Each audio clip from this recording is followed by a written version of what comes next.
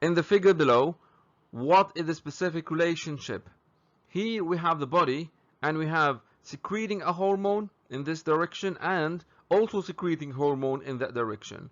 What is this type is, what is this loop is? Positive feedback, negative feedback, double feedback, or single feedback? Yes, it is negative feedback.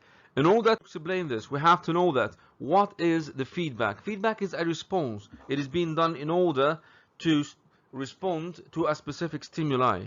Why we are responding to the stimuli? In order to maintain homeostasis. What is homeostasis? Homeostasis is the maintenance of constant internal condition. So we have positive and negative feedback.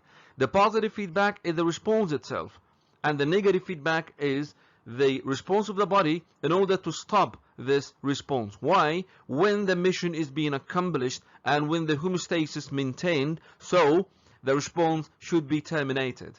If we are looking for this as an example, for example, this is the normal level that should be maintained in the body. We are taking here the insulin and glucagon as an example for positive and negative feedback, but this loop is the negative feedback mechanism.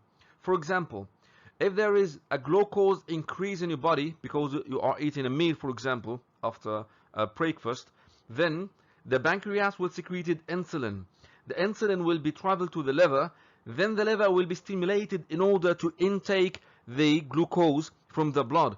When the glucose being taken from the blood, it will be transferred to the liver and will be converted into glycogen. So its level in the blood will be decreased and back to normal. Okay, and when the blood glucose in the body is decreased while you are fasting, for example, the pancreas also will secrete another hormone. This is known as glucagon hormone. The glucagon will stop the process of intake of the glucose, but instead it will do the opposite, which the glycogen that is being stored in the liver will be converted into glucose, so the glucose will be secreted in the bloodstream, and after doing this, the level of the glucose in the blood will be back to normal. This process is known as the negative feedback process or the negative feedback loop.